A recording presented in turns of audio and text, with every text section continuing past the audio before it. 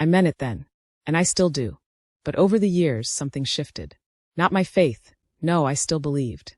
But my heart, it got hard in places I didn't notice until it was too late. Life had worn me down. Divorce, loneliness, a son who walked away from God and wouldn't return my calls. Years of working 2 jobs just to keep the lights on. Watching friends pass away. Burdens piled up like unpaid bills, and slowly, without realizing it, I started treating my relationship with God like a routine. I'd pray the same prayers, sing the same songs, go through the motions. I judged people more than I loved them. I assumed I knew who was saved and who wasn't. I looked at others and thought, if only they repented like I did. If only they lived right. I didn't say it out loud, but I felt it. There was a woman at church, Maggie. She used to drink too much. She'd show up late, sometimes smelling like wine. Her clothes were always wrinkled. She talked too loud. People whispered about her. I did too. I told myself I was concerned for her soul. But truthfully, I didn't want her sitting near me during worship. I didn't invite her over. I avoided her hugs. Another man, James, he left his wife for another woman. Stayed gone for 10 years. When he finally came back, broken and ashamed, begging for forgiveness, I thought, too late. You had your chance. We welcomed him back into church, sure. But I kept my distance. I didn't trust him. Didn't believe he could truly change. And then there was my neighbor, Linda. Atheist. Always joking about religion. Said heaven sounded boring. Called prayer talking to the ceiling. Why waste breath on someone who doesn't care? That was me. Religious. Devoted. Attending every service. Giving to missions. Leading women's Bible study. But inside, I was growing cold. I didn't realize how far I'd drifted until the moment I died. Because when I crossed over, when I stood in the presence of holiness, I realized something terrifying. I had been wrong about almost everything. And the person I saw in heaven? It wasn't Maggie. It wasn't James. It wasn't even Linda. It was someone I hadn't thought about in 20 years. Someone I had written off as lost. Someone I had judged, and judged harshly. But God had forgiven. And seeing him there broke me. Like I said, 1 second I was alive. The next, I wasn't. The pain in my chest exploded, and I fell. I remember reaching for the counter, trying to grab hold of something, anything. But my fingers slipped. Then darkness. Total silence. Then light. Not like sunlight. Not like a lamp. This was different. Pure. Alive. Like the light itself was breathing. And suddenly I was above. I don't mean upstairs. I mean above. Looking down. There I was, Irina Barron, lying on the kitchen floor. One leg twisted. Eyes open, unseeing. Coffee soaked into the hem of my robe. A paramedic knelt beside me, pressing on my chest. Another shouted numbers into a radio. And I stood, floated, watching. At first, I thought I was dreaming. Or maybe I'd passed out. But the clarity was too sharp. The colors too rich. The air, it didn't feel like air. It felt like peace. Like being wrapped in something warm and safe. I looked at my body and felt nothing. No connection. It was like seeing a coat I'd taken off and left behind. Familiar, but not mine anymore. Is this death? I whispered. No one answered. But I knew. I was dead. And yet, I was more awake than I'd ever been. I turned, and the room began to fade. The walls melted like mist. The sounds of sirens, voices, CPR compressions, they grew distant, then silent. And then I was moving. Not walking. Not flying. Just going. As if drawn by something powerful, gentle, irresistible. And ahead light. More of it now. Brighter. Sweeter. Pulling me forward like a child toward her mother's arms. I didn't fear it. I longed for it. Every part of me wanted to be inside that light. To dissolve into it. To belong to it. And as I moved toward it, I became aware of others. Beings. They weren't human. Not exactly. But they weren't scary. They were holy. Tall. Radiant. Clothed in something that shimmered like water in sunlight. Their faces. I can't describe them. Not because I didn't see them, but because my mind can't hold what I saw. It was too beautiful. Too pure. One turned toward me. Just a glance. And in that look, love. Perfect, unconditional, knowing love. Like being seen for the very first time. All my secrets, all my sins, all my shame, and still love. I wanted to cry, but I couldn't. There were no tears there. Only joy. Only peace. They didn't speak. But I understood. You are safe. You are known. You are loved. And then a voice. Not loud. Not booming. Soft. Clear. Like a bell ringing deep inside my soul. Irina. I froze. Not afraid. But stunned. That voice familiar. Deeper than memory. Warmer than firelight. Stronger than mountains. I knew it. Even before I saw him. As I moved forward, the light grew brighter, but it didn't hurt my eyes. It filled me. Cleansed me. I felt things I can't explain. Like every lie I'd ever believed was being washed away. Every wound I carried since childhood was healing. Every word I'd spoken in anger. Every thought of jealousy or pride. It all surfaced, not to condemn me, but to be seen, known, and released. I wasn't punished, but I was known. And in that knowing, I felt clean. The beings, angels, I suppose, surrounded me, not crowding, but guarding, guiding. One walked slightly ahead, opening a path through the light, like parting a curtain. And then I saw it. A city. Not like any city on earth. No noise. No pollution. No fear. It shimmered in the distance, built of gold and crystal, but not material like ours. More like light given form. Towers rose gently into the sky, glowing with soft colors, blue, purple, green, like sunrise over water. Gates wide open. No guards. No locks. Music floated on the air. Not from speakers, not from instruments, but from the very atmosphere. Joy expressed in sound. Worship without effort. Praise rising like breath. And people. So many people. Walking. Laughing. Hugging. Some kneeling. Others dancing. All radiant. All whole. No sickness. No age. No pain. Young and old. Except they weren't young or old. They were complete. Restored. Glorified. I saw a little girl twirling in a field of flowers that sparkled like diamonds. An elderly man playing with a dog. His face smooth, strong, full of life. A couple holding hands, their eyes locked, smiling like they'd just met. And everyone was moving toward a center. A throne. I couldn't see it clearly.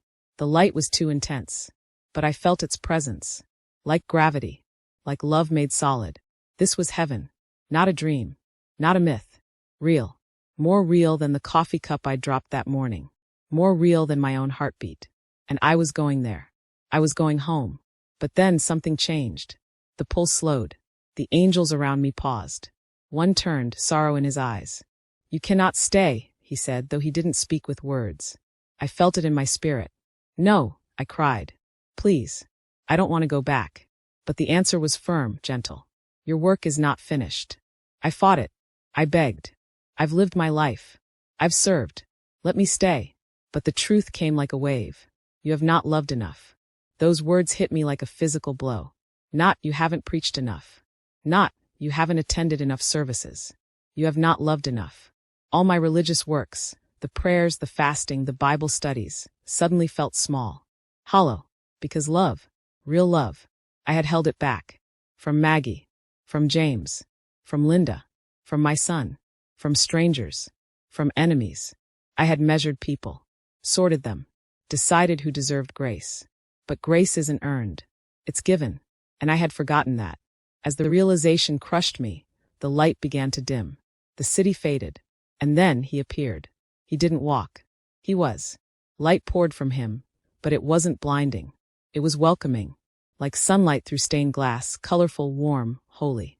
I fell. Not physically, but spiritually. My soul bowed. I knew him. Not from pictures. They saw everything. Every secret. Every regret. Every tear I'd cried alone in the dark. And he smiled. Not a smile of judgment.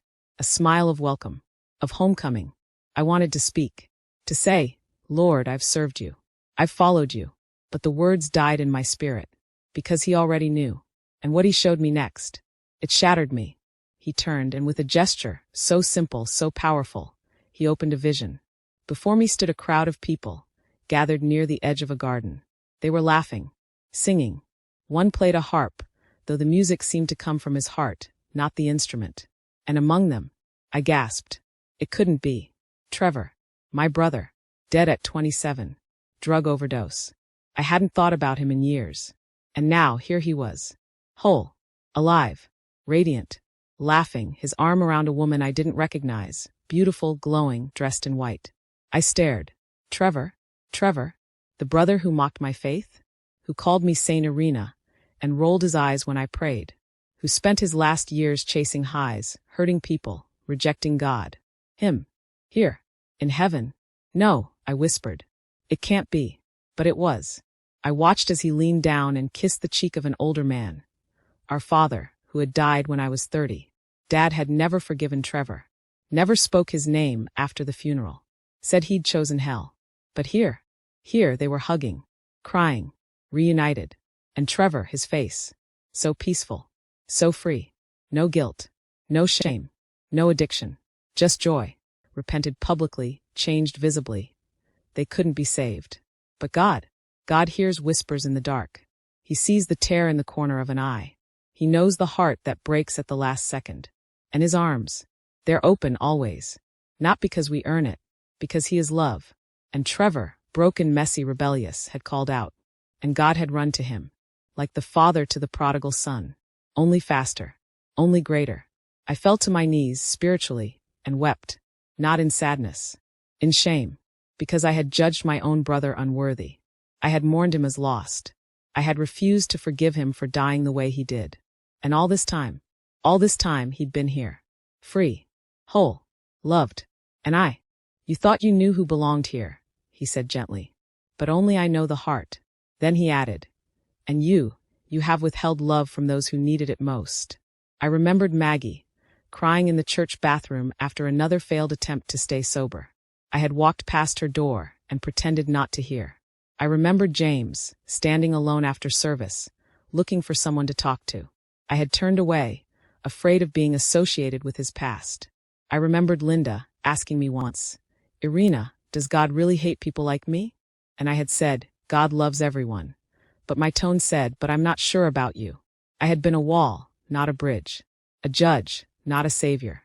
I'm sorry, I sobbed. I'm so sorry. He didn't scold me. He lifted my face. Go back, he said. Tell them I am merciful. Tell them it's never too late. Tell them to love. While they still can. We didn't walk. We just were, standing in the light, surrounded by glory. And he spoke, not in a sermon, not in rules, but in truth that settled into my bones. You have lived for approval, he said. For titles.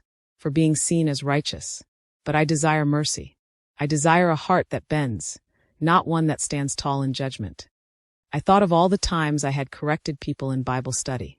All the times I had whispered about someone's sin. All the times I had compared myself to others and felt better. Yes, I admitted. I have. Love covers a multitude, he said. But judgment divides. And division grieves me.